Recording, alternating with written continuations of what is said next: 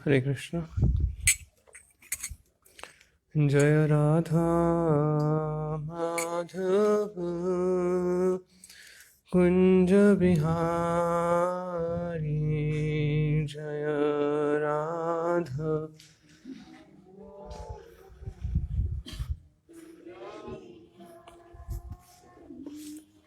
जय राधा माधव कुंज बिहारी, जय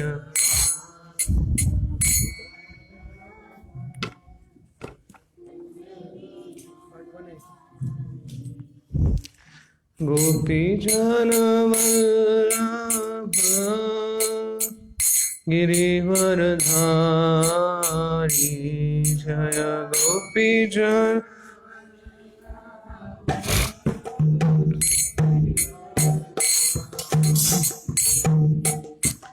गोपी जन वल्लभ गिरिवरधारी,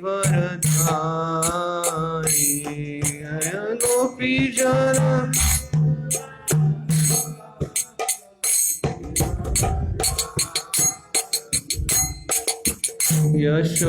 यशोदानंदन व्रज जनरंजन,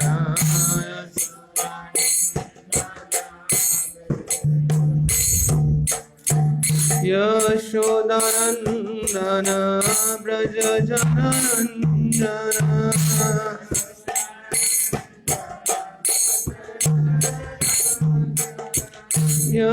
यशोदानंदन व्रज जनरंजन, यशोदानंदन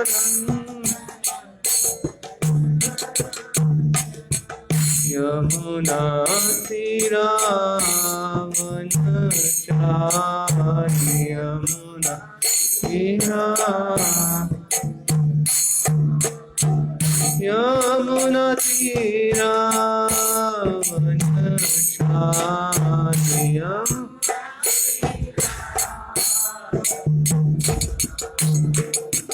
जय राधा माधव कुंज बिहारी,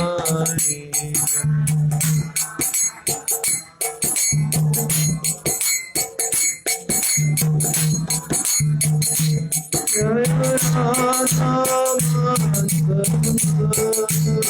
कुंज बिहारी, जय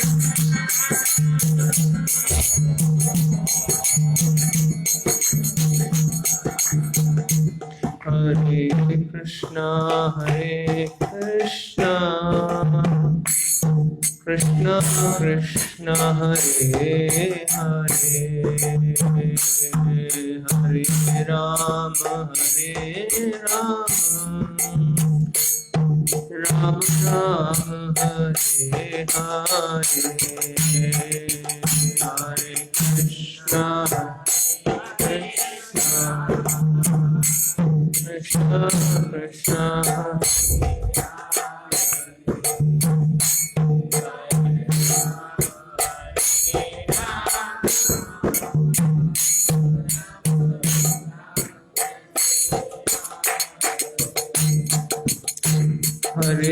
कृष्णा हरे कृष्णा कृष्णा कृष्णा हरे हरे, हरे राम राम राम हरे हरे, हरे कृष्णा कृष्णा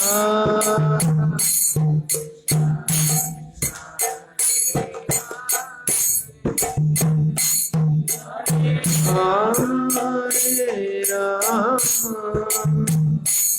राम राम हरे हरे, हरे कृष्णा कृष्णा कृष्णा हरे हरे, हरे राम राम राम हरे हरे, हरे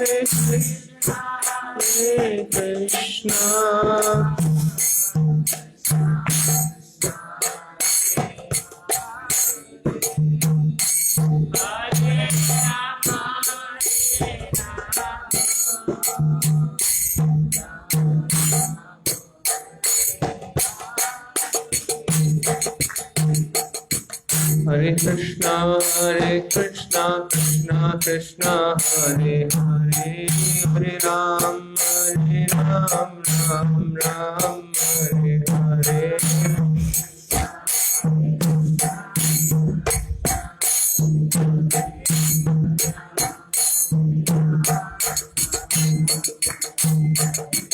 Hare Krishna, Krishna Krishna, Hare Hare, Hare Ram, Ram Ram, Hare Hare. Hare Krishna.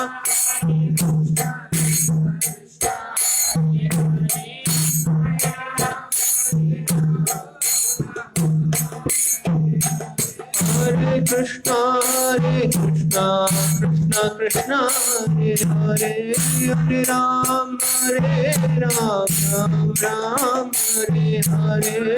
Hare Krishna. Hare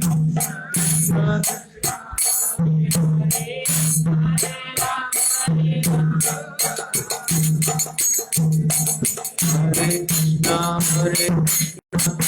Krishna Krishna, Hare Hare, Hare Ram, Ram Hare Hare. Hare Krishna, Krishna Krishna, Hare Hare, Hare Ram, Ram Hare Hare.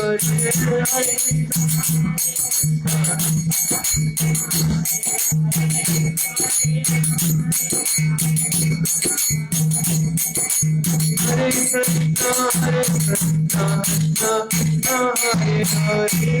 Ram, Ram Hare Hare. Hare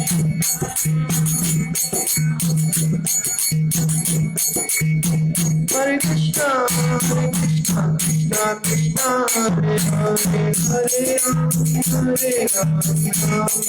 Krishna,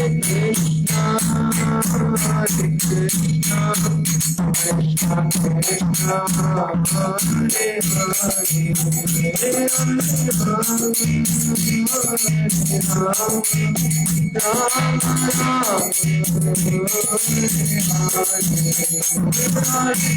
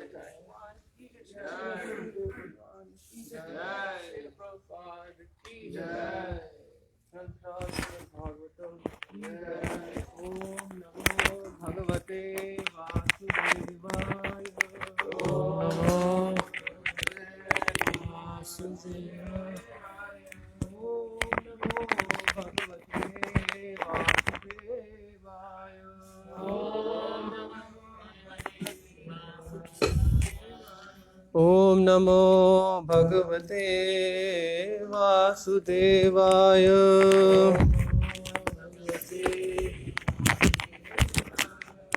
नारायणं नमस्कृत्यं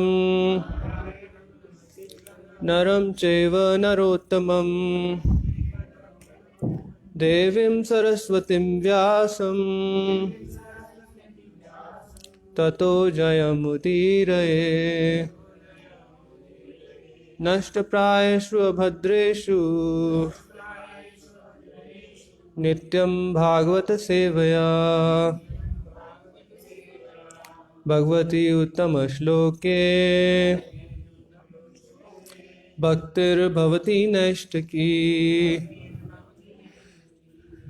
तो हम पाठ कर रहे हैं श्रीमद् भागवतम स्कंद 4 अध्याय 24 और श्लोक संख्या 77 जो बोर्ड पे लिखा है।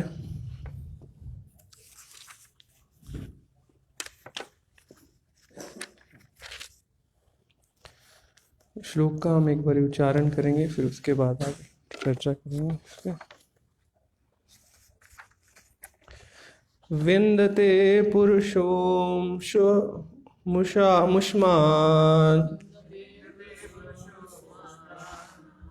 विन्दते पुरुषो मुष्मान् यद्यदिच्छति असत्वरम् यद्यदिच्छति असत्वरम् मद्गीता गीता सुप्रीतात् मद्गीता गीता सुप्रीतात् श्रेयसामेकवल्लभा श्रेयसामेकवल्लभा। विन्दते पुरुषों मुष्मान् यद्यदिच्छति असत्वरम् मद्गीता सुप्रीतात् श्रेयसामेकवल्लभा। विन्दते पुरुषो मुष्मान् यद्यदिच्छति असत्वरम् मद्गीता सुप्रीतात् श्रेयसामेकवल्लभा।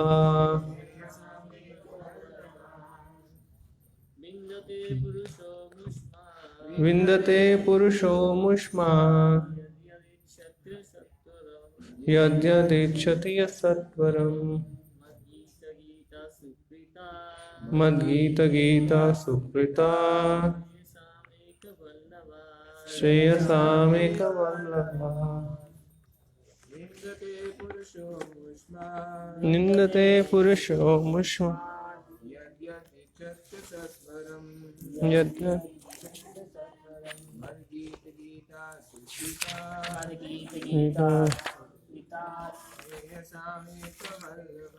श्रेयसामेकवल्लभा।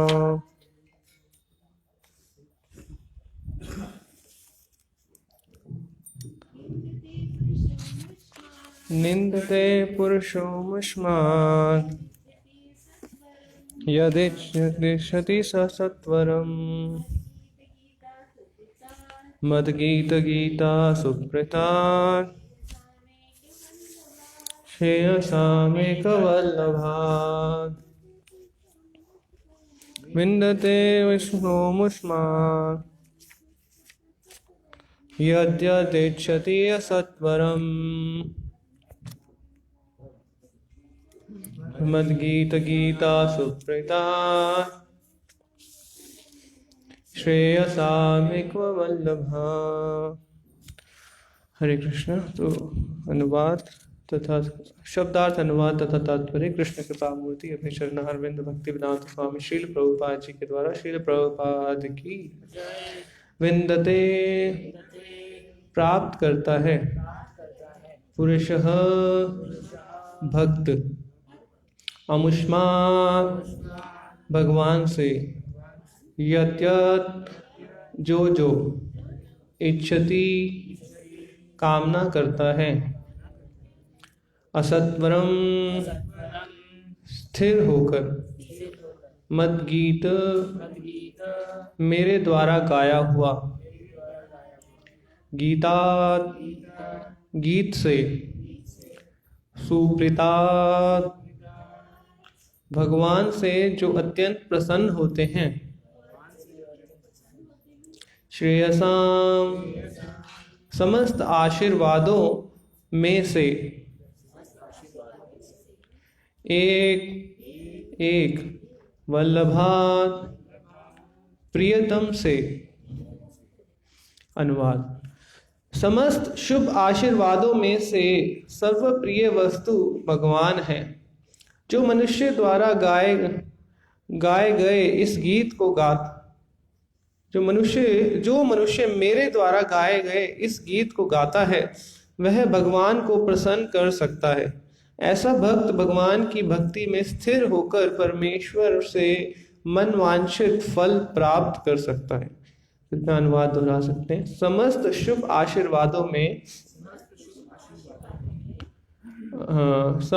आशीर्वादों में से सर्वप्रिय वस्तु भगवान है। जो मनुष्य मेरे द्वारा गाए गए इस गीत को गाता है, वह भगवान को प्रसन्न कर सकता है। ऐसा भक्त भगवान की भक्ति में स्थिर होकर परमेश्वर से मनवांछित फल प्राप्त कर सकता है। तात्पर्य। जैसा कि भगवत गीता 6 अध्याय के 22वें श्लोक में कहा गया है, यम लब्ध्वा चापरम लाभम मन्यते नादिकम ततः।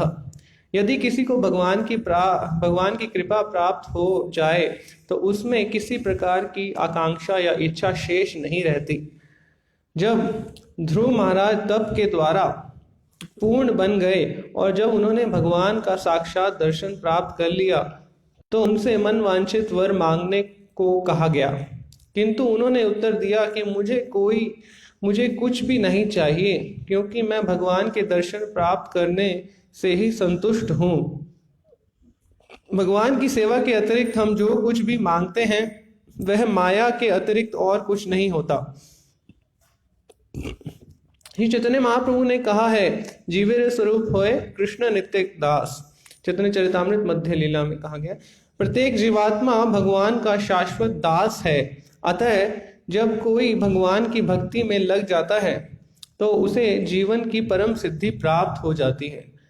आज्ञाकारी दास अपने स्वामी के अनुग्रह से किसी भी इच्छा की पूर्ति कर सकता है, और जो भगवान की दिव्य प्रेम भक्ति में अपने को लगा लेता है उसे तो और कुछ भी नहीं चाहिए। उसकी सारी इच्छाओं की पूर्ति भगवान की निरंतर सेवा करने में ही हो जाती है। शिवजी हमें बताते हैं कि यदि कोई भी भक्त उनके द्वारा सुनाई गई स्तुति का जप करता है तो वह सफल हो सकता है। ओम ज्ञानतिमिरान्धस्य ज्ञानाञ्जनशलाकया चक्षुन्मीलितं येन तस्मै श्रीगुरुवे नमः। श्रीचैतन्यमनोभीष्टं स्थापितं येन भूतले स्वयं रूप कदा मह्यं ददाति स्वपदान्तिकं। वन्देऽहं श्रीगुरो श्रीयुतापदकमलं श्रीगुरोन् वैष्णवांश्च श्रीरूपं साग्रजातं सहगना रघुनाथान्वितं तं सजीवं साद्वैतं सावधूतं परिजनसहितं कृष्णचैतन्यदेवं श्रीराधा कृष्णपादान् सहगना ललिता श्रीविशाखान्वितांश्च। नमो विष्णुपादाय कृष्णपृष्ठाय भूतले श्रीमते भक्तिवेदान्त स्वामिन्निति नामिने। नमस्ते सरस्वते देवे गौरवाणी प्रचारिणे निर्विशेषा शून्यवादी पाश्चात्यदेशतारिणे। हे कृष्णा करुणा सिंधु दीनबंधु जगतपते गोपेश गोपिका कांत राधा कांत नमस्तुते तप्त कांचन गौरांगी राधे वृंदावनेश्वरी वृषभानुसुते देवी प्रणमामि हरिप्रिये वाञ्छाकल्पतरुभ्यश्च कृपा सिन्धुभ्य एव च पतितानां पावनेभ्यो वैष्णवेभ्यो नमो नमः। जय श्री कृष्ण चैतन्य प्रभु नित्यानंद श्री अद्वैत गदाधर श्रीवासादि गौर भक्तवृंद। हरे कृष्णा कृष्णा कृष्णा हरे हरे हरे राम राम राम हरे हरे। हरे कृष्ण। सभी वैष्णव को प्रणाम और ये कृपा की याचना करते हैं कि कुछ इसमें से भगवान की कृपा को प्राप्त करते हुए भगवान की प्रसन्नता के लिए कुछ, जैसे कि शिव जी ने गीत गाया था तो हमारा तो ऐसा नहीं है कि हम दोहरा सकते हैं, शायद भगवान और भक्त प्रसन्न हो, तो ये आशा यही कामना करते हुए कुछ बोलने का प्रयास करेंगे। तो यहाँ पर बहुत सुंदर जो है शिव जी एक तरह से हमें बता रहे हैं कि इस स्तुति को गायन करने का क्या लाभ होगा हम सबको। जो शिव जी ने रुद्र गीत जो पूरे अध्याय में हम पढ़ रहे हैं, शिव जी प्रचेतस को ये प्रार्थनाएं करके सुना रहे हैं, भगवान के प्रति बहुत सुंदर प्रार्थनाएं हैं। तो ये शिव जी सुना रहे हैं और इसका क्या लाभ होगा हम सबको वो भी बता रहे हैं। और यहाँ पर एक खास चीज़ बताई है कि जो भगवान है वो सभी आशीर्वादों में, मतलब उससे लाभ हमें चाहिए क्या, पहले देखना क्या है, एक्सपेक्ट क्या करना चाहिए। हम तो जैसे लाभ सोचते हैं तो लाभ हमारे दृष्टि में कुछ धन की प्राप्ति, कुछ प्रसिद्धि की प्राप्ति, कुछ और जो इस भौतिक जगत की चीज़ हमारे मन में आ जाती है, क्योंकि वही चीज़ हम सोचते आए हैं, वही चीज़ों का संस्कार है कि आपको लाभ होगा, शुभ लाभ। जैसे दिवाली पे होता है ना शुभ लाभ, तो सभी सोचते हैं लक्ष्मी मिलेगी शुभ लाभ मतलब लक्ष्मी। तो यहाँ पे क्या लाभ है या आशीर्वाद क्या होता है। सब लोग जाते हैं साधु संत के पास, आशीर्वाद दे दो स्वामी जी, आशीर्वाद दे दो। तो वो आशीर्वाद क्या मांग रहे हैं, सुख संपत्ति घर आवे कष्ट मिटे तन का तो इस तरह का आशीर्वाद मांग रहे हैं। लेकिन आशीर्वाद क्या जो परम लक्ष्य है, या आशीर्वाद क्या होता है, शुभ आशीर्वाद किसको बोलते हैं। यहाँ पे शुभ आशीर्वाद बोला है, बाकी सब भी आशीर्वाद हो सकते हैं लेकिन वो शुभ नहीं है। शुभ चीज किसको बोलते हैं, ये भक्ति रसामृत सिंधु में रूप गोस्वामी लिखते हैं कि शुभदा के 4 लक्षण होते हैं, 4 चीजें होती हैं जिसमें जिसके लिए जो कोई चीज शुभ है या अशुभ है, तो वो उससे कैसे पता लगता है कौन सी चीज शुभ है। नहीं तो इस भौतिक संसार में सारी चीजें अशुभ ही होती हैं। शुभ किसको बोलते हैं, शुभ बोलते हैं उसको, पहली चीज है कि जो जिसपे शुभता होती है वो सबको प्रिय होता है।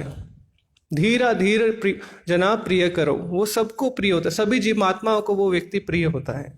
और दूसरा, उस व्यक्ति को सारी चीजें, सारी जीवात्माएं सब प्रिय होती हैं, क्योंकि वो भगवान के साथ संबंधित देखता है सब चीजों को, तो भगवान उसको बहुत प्रिय हैं, इसलिए बाकी सब भी उसको प्रिय होते हैं। तो 2 लक्षण हो गए। और तीसरा है कि उस पे भौतिक प्रकृति के 3 तापों का प्रभाव नहीं पड़ता। 3 ताप आएंगे लेकिन उससे प्रभावित नहीं होता 3 तापों से। और चौथा लक्षण है कि वो हमेशा प्रसन्न चित्त रहता है, एवं प्रसन्न मनसो भगवत भक्ति योगता, तो बहुत प्रसन्न रहता है हमेशा। तो ये 4 जो जिसपे शुभ है वो उसके पर ये 4 चीजें होंगी। तो कौन शुभ है आप देख सकते हैं, जिसके पास पैसा है वो शुभ है। अभी आप देखो कि वो संतुष्ट है, वो बिल्कुल टेंशन में नहीं है, हमेशा खुश रहता है। नहीं तो वो सबसे प्रेम करता है या ईर्ष्या करता है। तो ये सारी चीजें से पता नहीं लगता कि धन है, सुख समृद्धि है तो वो सुखी है या शुभ है। शुभता का इन 4 चीजों से पता लगता है। तो वो शुभता आती कैसे है, जो परम शुद्ध हैं या परम शुभ हैं, वो भगवान के आशीर्वाद से या भगवान के साथ जो है भगवान की कृपा से ही आती है। तो यहाँ पर भगवान ही वो वस्तु है, सब प्रिय वस्तु हैं जो सारे शुभ आशीर्वादों का लक्ष्य है। मतलब शुभ आशीर्वाद मांगने का लक्ष्य क्या, मतलब क्या आशीर्वाद मांगना चाहिए, शुभ आशीर्वाद है क्या, तो है वही भगवान को ही मांगना चाहिए, भगवान की कृपा ही मांगना चाहिए। जैसे कि यहाँ पे प्रभुपाद जी ध्रुव महाराज का उदाहरण दे रहे हैं। ध्रुव महाराज जो है वो पहले किसके लिए क्या मांगने गए थे, एक अपने पिता से भी बड़ा राज्य मांगने के लिए गए थे। तो वो भौतिक चीज मांगने के लिए भगवान की आराधना कर रहे थे। तो नारद मुनि की कृपा से वो सही, उन्होंने योग प्रक्रिया में उनको नारद मुनि ने बताया कि इस प्रकार की आप योग प्रक्रिया कीजिए। तो फिर वो जंगल में जाके इस तरह का योग कर रहे थे और करते करते उनकी शुद्धता भी शुद्ध हो रहे थे हृदय से, वो पूरा योग का पालन करके। और जब पूर्ण रूप से शुद्ध हो गए तो भगवान का वो दर्शन अपने हृदय में कर पाए और फिर बाहर भी आमने सामने भी भगवान का दर्शन प्राप्त किया उन्होंने। तो जब भगवान ने उन्हें बोला कि मैं अभी आपको जो वर आपको चाहिए वो मैं देने के लिए आया हूँ, तो आप बताइए आपको क्या चाहिए। तो उसमें उस समय बोलते हैं स्वामीन कृतार्थ अस्मि वरम न जाते, मतलब मेरे को अभी कोई वर नहीं चाहिए, मैं आपके दर्शन मात्र से ही पूर्ण रूप से संतुष्ट हो गया हूँ। तो उसमें यहाँ पे प्रभुपाद जी बताते हैं कि जो भक्ति है वो इतनी शुद्ध करने वाली है हृदय से, क्योंकि वो भक्ति मार्ग का पालन कर रहे थे तो वो शुद्ध हो चुके थे। तो उसके भक्ति में आने के बाद व्यक्ति की सारी भौतिक इच्छाएं खत्म हो जाती हैं। तो इसलिए बोलते हैं अकाम सर्व काम व मोक्ष काम उदारती तीव्रेन भक्ति योगेन यजेत पुरुष परम। तो अगर कैसी भी कामना है व्यक्ति की, कुछ कामना नहीं है, ये सारी भौतिक कामनाएं हैं या मोक्ष की कामना है, तो भी अगर वो भक्ति करता है तो वो सारी शुद्ध हो जाती हैं। और उस भक्ति जो है, जो सबसे बड़ा पुरुषार्थ है, पंचम पुरुषार्थ है, तो वो जीवन का परम लक्ष्य है। वासुदेव परा वेद, वासुदेव परा ज्ञानम, वासुदेव परा क्रिया। सारी चीजों का लक्ष्य जो है, ज्ञान का लक्ष्य है वो भी वासुदेव है, योग का लक्ष्य है वो भी वासुदेव है। तो वो जो भक्ति में आने के बाद वासुदेव प्राप्त हो गए तो सबसे हाईएस्ट चीज प्राप्त हो गई। तो हाईएस्ट चीज को प्राप्त करने के बाद वो बाकी सारी लोएस्ट चीजें वो अपने आप गिव अप कर देता है। तो यहाँ पे यही लिखा हुआ है। यहाँ पे भगवत गीता के 6.22 में भी जो योगी जब समाधि की स्थिति में आ जाता है, तो 6 चैप्टर पूरा ध्यान योग है, तो समाधि की स्थिति बताते हैं। तो समाधि की स्थिति में आने के बाद उसको कुछ भी बाहर से कोई वस्तु नहीं चाहिए होती, उसे अंतर में ही, अंतरकरण में इतना आनंद आता है कि अपनी आत्मा के साथ वो उसको साक्षात कर पाता है और इतना अंतरकरण में आनंद देता है। वो ब्रह्मानंद का आनंद है। अभी ध्रुव महाराज बोलेंगे कि जो भक्ति का आनंद है वो ब्रह्मानंद से भी बड़ा आनंद है। जो एक योगी को अपने आत्मा साक्षात्कार का आनंद हो रहा है, जो ब्रह्मभूत प्रसन्न आत्मा न शोचती न कांक्षती, तो वो आनंद, ब्रह्मानंद का आनंद से वो बाहरी चीजों को छोड़ देता है। बाहरी चीजें उसको अच्छी नहीं लगती, अभी इतना उसको हायर टेस्ट मिल गया है ना। तो बाहरी जो ये भौतिक चीजें हैं, यम लब्ध्वा चापरम लाभम मन्यते न अधिकम तथा, दूसरी चीजों को इससे अधिक मानता नहीं है। जो बाकी सारे लाभ हैं वो सब बेकार है, असली लाभ उसे मिल गया है, हायर टेस्ट मिल गया है। तो वो है ब्रह्मानंद का जो है लाभ है। ब्रह्मानंद में आने के बाद व्यक्ति बाहरी भौतिक चीजें छोड़ देता है। लेकिन उससे भी बड़ा एक आनंद है जो ध्रुव महाराज यहाँ पे वर्णन करेंगे कि जो भगवान की भक्ति का आनंद है वो ब्रह्मानंद से भी लाखों गुना ज्यादा है। तो ये बताएंगे कि कैसे भगवान के शुद्ध भक्तों से सुनने मात्र से जो आनंद प्राप्त होता है वो ब्रह्मानंद से काफी ज्यादा है। तो ध्रुव महाराज यहाँ पर बताते हैं, ये 14 स्कंद में ही ध्रुव महाराज की कथा आती है। हाँ, तो यहाँ पे बताते हैं, person who worship you simply for sense gratification of this bag of skin and certainly influenced by your are certainly influenced by your illusory energy. In spite of having you who are like the desired tree are the cause of all liberation from birth and death, foolish persons such as me desired benediction from you for sense gratification, which is available even for those who live in hellish condition. पहले तो ये बता रहे हैं कि जो भौतिक सुख के लिए भगवान की पूजा करना ये एक तरह से बहुत बड़ा अज्ञानता है उस व्यक्ति के ऊपर, माया में। यहाँ पे प्रभुपाद जी भी लिखते हैं कि भगवान की सेवा के अतिरिक्त कुछ भी हम मांगते हैं तो सिर्फ वो माया ही मांग रहे हैं। तो यहाँ पे ये भी लिख रहे हैं कि इंद्रिय सुख के लिए कुछ भी मांगा तो वो व्यक्ति बहुत बड़ा मूर्ख है। क्यों मूर्ख है? क्योंकि वापस से उसे जन्म मृत्यु के चक्कर में फंसा देता है। और ऐसा सुख जानवरों को भी हेलिश कंडीशन में भी उपलब्ध है, नारकीय अवस्था में भी जो इंद्रिय सुख है वो उपलब्ध है। तो उस जो चीज बिना मांगे भी मिल जाती है या इतनी हेलिश कंडीशन में भी उपलब्ध है, उसको मांगना कौन सी बड़ी समझदारी है ना।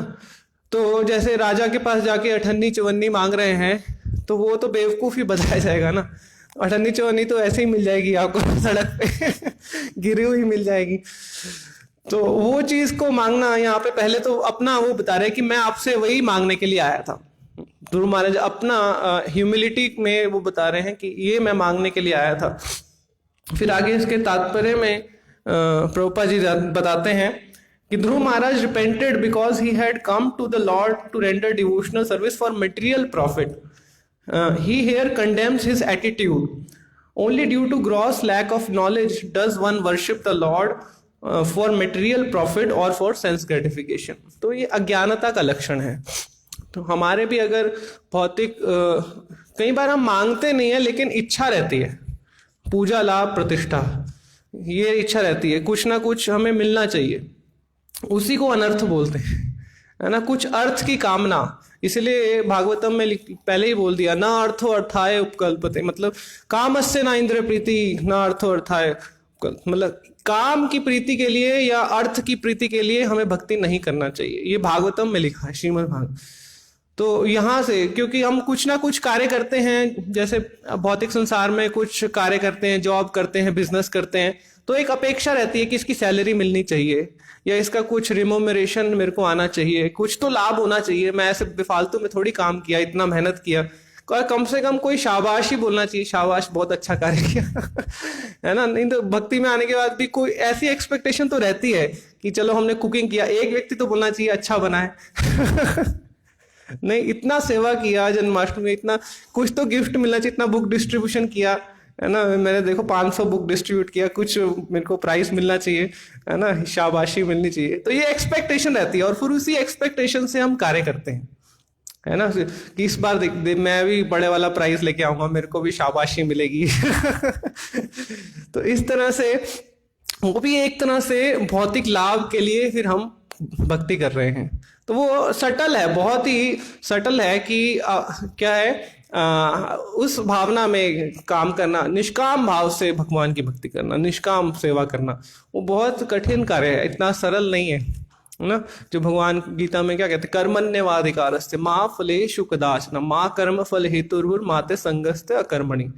सारी चीजें बोल देते हैं कि कर्म तो करना है लेकिन फल की कामना नहीं करनी, और फल का हेतु भी नहीं मानना है कि मैंने किया तो इसका कारण मैं ही हूँ, मुझे ही मिलना चाहिए, अपने आप को हेतु भी नहीं मानना है। और ऐसे भी नहीं कि भाई ठीक है मेरे को कोई शाबाशी भी नहीं मिलेगी, कुछ भी नहीं मिलेगा, फिर मैं क्यों जाऊं बुक डिस्ट्रीब्यूशन करने, मैं नहीं जाता तो वो भी नहीं, माते संगस्ते अकर्मणि, तो वो भी नहीं करना है कि जाना है। फिर किस लिए जाना है? भगवान प्रसन्न होते हैं, भगवान खुश होते हैं। यहाँ पे यही बोला है कि परम लक्ष्य यही है कि भगवान को प्राप्त करना या भगवान को प्रसन्न करना।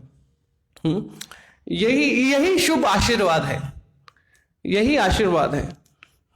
ठीक है, तो इससे होगा जब भी हम जाएंगे, चलो कोई कामना से भी जाते हैं तो महाराज जैसे बताते हैं कि किसी कामना से भी जाते हैं, क्योंकि आचार्यों ने हमें लगाया हुआ है, चाहे भौतिक कामना भी है लेकिन धीरे धीरे करके शुद्ध हो जाएगी। ये मन में रहना चाहिए कि हाँ ये अशुभ है जो मेरी कामना है, धीरे धीरे करके इसका शुद्धिकरण करना है। लेकिन कुछ कामना भी है फिर भी करना चाहिए, बुक डिस्ट्रीब्यूशन जाना चाहिए, करना चाहिए। महाराज एंकरेज करते हैं, चाहे आप नंबर 1 भी बनना चाहते हो लेकिन करो, उससे धीरे धीरे करके वो करने से, क्योंकि शुद्ध भक्तों ने बोला है, जैसे नारद मुनि ने ध्रुव महाराज को बोला था तो उनकी कामना थी लेकिन शुद्ध हो गई, तो इस प्रकार से हमारी भी शुद्ध हो जाएगी। डरना नहीं चाहिए, भक्ति को अच्छे से करना चाहिए, जब अच्छे से करना चाहिए, जो भी सेवा मिले उसे अच्छे से करना चाहिए, तो जो कामना भी है वो हो जाएगी शुद्ध समय के साथ। लेकिन ज्ञान होना चाहिए कि ये जो कामना है ये शुभ नहीं है, अशुभ है, बस ये ज्ञान होना चाहिए। तो आगे प्रहलाद महाराज ध्रुव महाराज बताते हैं, प्रभुपाद जी बता रहे हैं, the Lord is like desire tree. यहाँ पे भी लिखा है कि सारी इच्छाएं पूरी हो जाती हैं। तो भगवान वांछा कल्पतरु, कल्पतरु वैष्णव भी वैसे ही हैं, कल्पतरु के समान है, जो सभी इच्छाओं को पूरी कर देते हैं।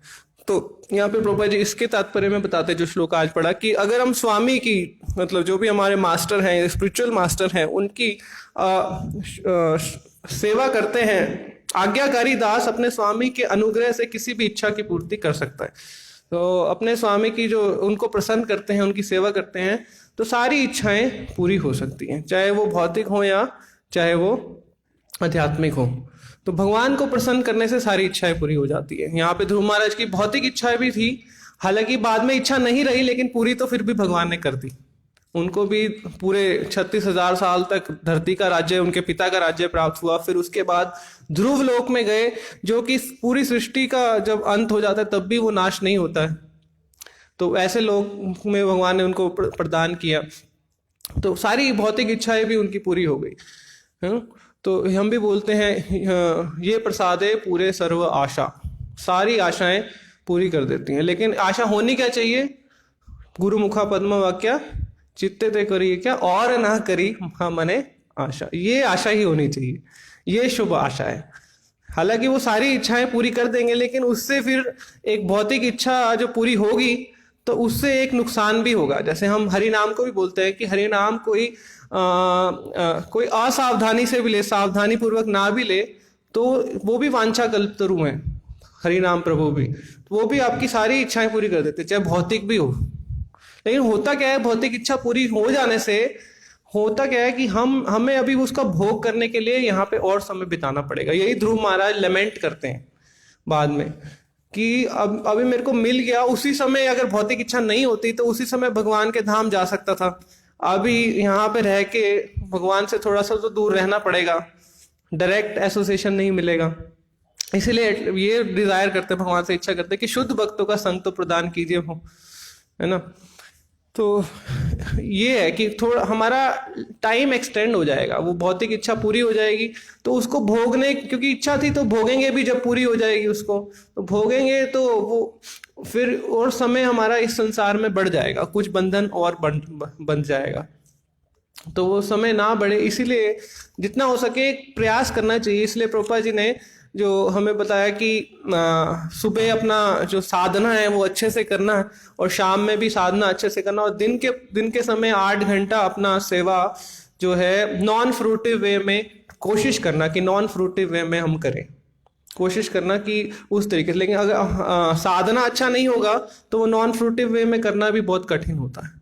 तो ये जब हम बार बार पढ़ते हैं भागवतम में से और जब अच्छे से करते हैं, तो फिर ये इच्छा होती है कि हाँ सही में गुरु की प्रसन्नता के लिए हम करें, कृष्ण की प्रसन्नता के लिए करें, कि इससे कृष्ण प्रसन्न होंगे। शिव जी भी यही मंत्र दे रहे हैं ना, शिव जी भी यही बोल रहे हैं कि आप ये प्रार्थनाएं करोगे तो इससे भगवान प्रसन्न होंगे। तो वो भी यही आप हमें इसी दिशा में हमें लेके चल रहे हैं कि आपको असली गोल क्या है, भगवान को प्रसन्न करना। तो इस तरह से हमें करना है। हाँ, तो वो मन वांछित इच्छा, चाहे उसकी कोई भी इच्छा हो, वो पूरी कर सकता है।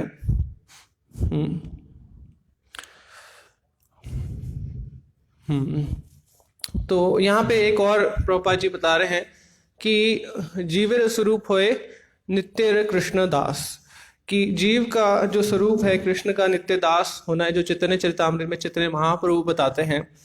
तो जो ये इच्छा है, ये हमारी एक तरह से कॉन्स्टिट्यूशनल इच्छा है, जो हमारी जो वास्तविक जो हमारा जीव का स्वरूप है वो यही है, भगवान की सेवा करना। तो इसमें ही हमें पूर्ण संतुष्टता प्राप्त हो सकती है। बाकी सारी इच्छाओं से हम संतुष्ट होंगे ही नहीं, क्योंकि वो कॉन्स्टिट्यूशनली आत्मा से अलग है, ऊपर की इच्छा है, ऊपर की शरीर के लेवल की है या मन के लेवल की है। तो जो शरीर है और मन है हमेशा अनस्टेबल प्लेटफॉर्म पे रहता है, मन में हमेशा ही नए नए विचार आते हैं, संकल्प विकल्प करता रहता है। तो अभी ये इच्छा है, कल को कुछ और इच्छा होएगी, फिर परसों कुछ और इच्छा होएगी, तो उसमें हमेशा ही अप्स एंड डाउन्स आते रहते हैं, है ना। तो फ्लिकरिंग रहता है, और वो शरीर भी हमेशा अस्थाई रहता है। तो संतुष्टता कभी भी नहीं होगी, कभी भी व्यक्ति संतुष्ट नहीं हो सकता, अपने शरीर और मन को संतुष्ट कर ही नहीं सकता। तो यही नारद मुनि पहले जब आते हैं व्यासदेव जी के पास, वो यही बोलते हैं, पराशरय महाभागा भवतात कश्चित एतमा आत्ममानस एव। शरीर और मन को संतुष्ट करके आप कैसे संतुष्ट हो सकते हो? व्यासदेव जी संतुष्ट नहीं थे सारे वैदिक शास्त्रों का रचना करके, तो वो फिर नारद मुनि आते हैं तो उनको बोलते हैं कि आप संतुष्ट हो? तो व्यासदेव जी बताते हैं नहीं। तो उन्होंने कहा कि आपने शरीर और दूसरों की शरीर और मन को संतुष्ट करने के लिए बहुत अच्छे शास्त्र लिखे हैं, लेकिन शरीर और मन को संतुष्ट करेंगे तो वो असली में संतुष्ट नहीं होंगे। तो आप भी संतुष्ट नहीं हो सकते, क्योंकि आपने केवल दूसरों के शरीर और मन को संतुष्ट करने के लिए लिखा है, आपने उनकी आत्मा की तुष्टि के लिए कुछ ऐसा साहित्य नहीं लिखा है।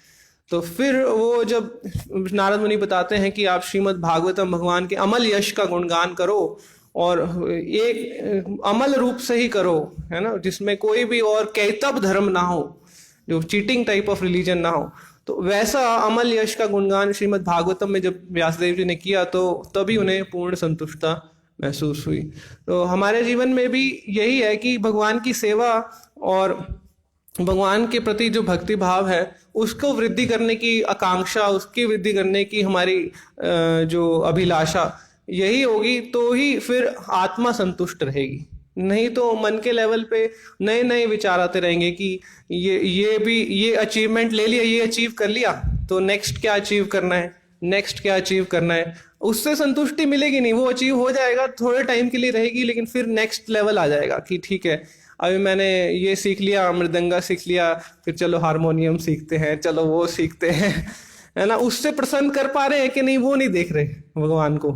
जो मिला है उससे संतुष्ट करो, नई नई चीजें सीखने लगेंगे या नई नई चीजें भक्ति में नई नई चीजें आने लगेंगी, तो ये कर लिया वो कर लिया, ठीक है, ज्ञान प्राप्त कर सकते हैं, वो कोई मना नहीं है, लेकिन जो हम कर रहे हैं उससे भगवान संतुष्ट हो रहे हैं, ये भी क्वेश्चन पूछना चाहिए।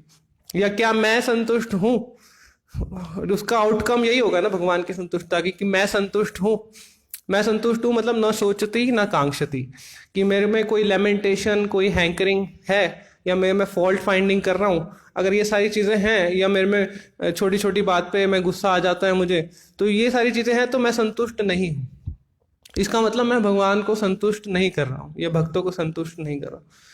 तो ये हमें अपने लेवल पे टेस्ट करना है कि मतलब मैं सेवा में ठीक से नहीं लगा हूँ। जब भी कोई बड़े यहाँ पर आते हैं, सन्यासी आते हैं या महाराज भी आते हैं, तो यही पूछते हैं कि सभी सेवा में लगे हैं, पूर्ण रूप से सेवा में लगे हैं, सबसे पूछते हैं आपकी क्या सेवा है, क्या सेवा है। तो इसका मतलब वो वैसे ही हम संतुष्ट हो सकते हैं, नहीं तो कुछ ना कुछ प्रॉब्लम आएगी आएगी। भक्तों में अच्छा संबंध नहीं होगा, या कुछ ना कुछ प्रॉब्लम रहेगी, ये प्रॉब्लम वो प्रॉब्लम, इसका मतलब हम सेवा में ठीक से नहीं लगे। तो इसलिए उनका चिंता ये रहता है, वो रूट पे फोकस करते हैं। जैसे नारद मुनि ने रूट कॉज बताया उनकी जो असंतुष्टता का व्यासदेव जी की, तो जब महाराज आते तो वो रूट पे फोकस करते हैं। सब मंगल आरती आ रहे हैं, सबका जब ठीक चल रहा है, सेवा ठीक से कर रहे हैं, तो सेवा करेंगे तो ही संतुष्ट रहेंगे, तभी कोई प्रॉब्लम नहीं आएगी। या जब अपना साधना ठीक से करेंगे तो ही कोई प्रॉब्लम नहीं आएगी, नहीं तो कुछ ना कुछ असंतुष्टता रहेगी और प्रॉब्लम रहेगी। क्योंकि महाराज को पता है कि स्वरूप हमारा वही है, जीवेर स्वरूप होए कृष्ण नित्य दास। तो वहां रहेंगे अपने स्वरूप में तो खुश रहेंगे, नहीं रहेंगे तो फिर कुछ ना कुछ, फिर महाराज को फिर हम 100 तरह की प्रॉब्लम्स लेके आते हैं कि ये महाराज प्रॉब्लम है, हमारे रूट पे फोकस करते हैं, आप सेवा ठीक से कर रहे हो। तो वही हमारा लक्ष्य होना चाहिए कि हमारा अपना सेवा और साधना और ये अच्छे से हो, ताकि हम भगवान को और भक्तों को संतुष्ट कर पाए, भगवान के महान भक्तों को। और फिर जो भी इच्छा है वो पूर्ण होगी। तो ऐसा नहीं कि हमें भौतिक इच्छाओं को जबरदस्ती निकालना है, वो अपने आप निकलेंगी। बस इच्छा होनी चाहिए उन्हें छोड़ने की, बस इच्छा होनी चाहिए, है ना। कई बार वो जबरदस्ती नहीं होता है, जब तक हायर टेस्ट नहीं मिलेगा तो लोअर टेस्ट छूटता नहीं है। वो जबरदस्ती करेंगे तो भगवान उसमें भी बोलते हैं, क्या है, निग्रह किम करिष्यति, कि आप कितनी देर तक रोक लोगे, वो और ज्यादा बड़ा होके निकलेगा, वो ज्वालामुखी करके निकलेगा। मान लो किसी की स्वीट खाने की इच्छा है ना, तो वो स्वीट खाना छोड़ नहीं सकता। कई लोग प्लेट भर के स्वीट खाते हैं तो वो ऐसे नहीं छूटेगा। वो कैसे छूटेगा? जब तक उसे हायर टेस्ट नहीं मिलेगा, जब तक श्रवण कीर्तन का हायर टेस्ट नहीं मिलेगा, वो नहीं छूटेगा। जो शरीर के लेवल की जो आसक्तियां हैं वो नहीं छूटेंगी। तो उसको जबरदस्ती नहीं करना कि कल से मैं स्वीट नहीं खाऊंगा, मेरी बेइज्जती कर दी, क्लास में बोल दिया मैं स्वीट बहुत ज्यादा खाता। किसी को पर्सनली नहीं बोला, एग्जाम्पल ले रहा हूँ। तो ऐसे नहीं जाएगा वो, जबरदस्ती वो 1 महीना छोड़ लेगा, फिर उसके बाद क्या होगा? उसके बाद 2 गुना खाएगा। तो वो जब तक वो श्रवण और कीर्तन और शुद्ध भक्तों की सेवा का जो उसको टेस्ट है, जब तक हनी नहीं टेस्ट करेगा तब तक वो चीनी खाने की जो इच्छा है वो नहीं जाएगी। हनी टेस्ट करना पड़ेगा। तो इस तरह से भगवान की शुद्ध भक्ति का जो टेस्ट है वो शुद्ध भक्तों के माध्यम से ही हमें मिलता है। तो शुद्ध भक्त जो है हनी बी के समान बताए जाते हैं, मधुमक्खी के समान। तो आपको अगर हनी चाहिए तो कहाँ कहाँ जाना पड़ेगा? मधुमक्खी के छत्ते में जाना पड़ेगा, है ना? तो वहां से ही हनी मिलेगा, क्योंकि वो हमेशा भगवान के लोटस फ्लावर से हनी को एक्सट्रैक्ट कर रहे हैं। हमारे में एक्सट्रैक्ट करने की अभी पावर नहीं है, तो वो एक्सट्रैक्ट कर रहे हैं। तो वहां उनके पास जाएंगे तो वो हमें हनी दे देंगे। तो वहां से फिर जब टेस्ट आएगा तभी ये भौतिक टेस्ट और भौतिक इच्छाएं हमारी खत्म होंगी। तो भौतिक इच्छाएं बुरी नहीं है, बस उनको मेंटेन करना बुरा है। जैसे कि 10वां नाम अपराध है। 10वां नाम अपराध क्या है? हाँ, even after hearing so many instructions on this matter, maintaining material desires even after hearing so many instructions on this matter। तो मेंटेन करना कि उनको छोड़ना ही नहीं है, उनको बढ़ाना, कि यही यही करना है, कि हाँ अचीवमेंट्स के पीछे ही लग जाना, कि ये अचीव करने के लिए कर रहा हूँ, ये अचीव करने के लिए। वो समझना कि ये असली चीज नहीं है। असली चीज भगवान की प्रसन्नता है। तो अचीवमेंट्स तो एक के बाद एक, एक के बाद एक बढ़ती रहेगी। कुछ और कितना ही अचीव कर लो, खत्म नहीं होएगा, नहीं। तो बहुत बहुत धन्यवाद, इतना ही समझ में आ रहा था मुझे। Thank you so much. कोई प्रश्न है तो, कोई टीका है, कोई क्लैरिफिकेशन, कुछ कमेंट प्लीज।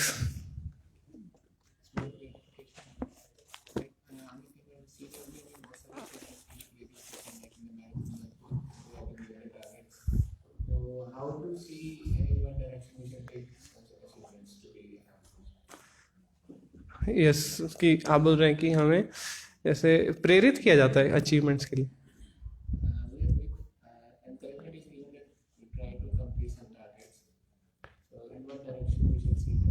हाँ, यस यस, कुछ ना कुछ जैसे हमें प्रेरित किया जाता है, कुछ टारगेट्स दिए जाते हैं। जैसे कि कम से कम मतलब कुछ ना कुछ आप अपना अपना टारगेट खुद लीजिए, या कुछ ना कुछ सीनियर्स आपके लिए डिसाइड कर लेंगे। वो एक दो कारण है। एक तो है कि हम जो है हम नहीं, अगर कुछ टारगेट होगा, क्योंकि तमोगुण के व्यक्ति को कुछ टारगेट देना जरूरी है। तो जनरली हम तमोगुण में रहते हैं, तो रजोगुण तमोगुण में, तो रजोगुण वाला व्यक्ति तो बड़े आसानी से वो खुद ही टारगेट बना लेगा। लेकिन तमोगुण वाले व्यक्ति को टारगेट देना पड़ेगा। वो खुद ही सोच लेगा कि नहीं, मेरे को तो नंबर 1 वो बनना है, बुक डिस्ट्रीब्यूटर या प्रीचर। नहीं, तमोगुण वाले को देना पड़ेगा, नहीं इतना करना है कम से कम, नहीं तो वो सोता रहेगा। तो उसको कार्य कराने के लिए नहीं, तो प्रभुपाद जी ने बोला 8 घंटे सेवा करनी है, तो 8 घंटे हम कहाँ कर पाते हैं? तो कुछ टारगेट होना चाहिए। जैसे जन्माष्टमी आती है तो कुछ टारगेट होता है, तो ये कुछ सेवा आती, कोई फेस्टिवल आता है, तो फिर तो हमें 8 या 10 घंटे भी सेवा करना पड़ता है। तो जब टारगेट होता है तो फिर एटलीस्ट हम उस कार्य को करने के लिए क्रियाशील होते हैं। और फिर वो जब क्योंकि शुद्ध भक्तों ने, सीनियर्स ने बोला है, तो हमारा शुद्धिकरण भी होता है। तो फिर धीरे धीरे तमोगुण से रजोगुण में, फिर सतोगुण में हमारी वृद्धि होती है। तो इसलिए टारगेट, इसलिए प्रभुपाद जी जब भी बुक डिस्ट्रीब्यूशन का स्कोर सुनते थे तो हमेशा बोलते थे डबल इट, उसको दुगना कर दो। ऐसा वहां पे उन्होंने फिक्स नंबर नहीं बोला कि इतना बढ़ाओ इतना, वो डबल इट, ताकि और ज्यादा उत्साह से हम उसमें लगें। तो वो गुरु शिष्य के स्तर के अनुसार उसको प्रेरित करने के लिए वैसा चीजें, जैसे हमें भी संख्या पूर्वक नाम गान नति भी, कि कुछ संख्या होनी चाहिए, नहीं तो फिर मन वही तमोगुण में जाके आलसी हो जाएगा। वो आलस से बाहर निकलने के लिए कुछ संख्या दी जाती है, लेकिन उसको हायर दृष्टि से भी समझना है कि वो सिर्फ हमें उठाने के लिए दी जा रही है। गुरु उससे प्रसन्न नहीं हो रहे कि अगर आपने जब तक इतना टारगेट अचीव नहीं किया तो गुरु प्रसन्न नहीं होंगे। अगर हम सेवा कर रहे हैं, भाव में पूर्ण रूप से शरणागत है, टारगेट नहीं भी अचीव हुआ तब भी गुरु प्रसन्न हुए। ये बस मतलब जो मुझे समझ में आ रहा है। आप बताइए प्रभु जी कुछ और।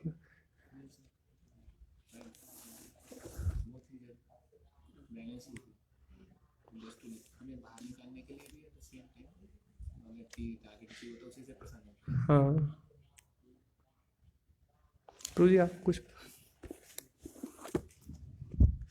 थैंक यू सो मच, बहुत बहुत धन्यवाद। ग्रंथराज श्रीमद् भागवतम की जय, श्रील प्रभुपाद की जय।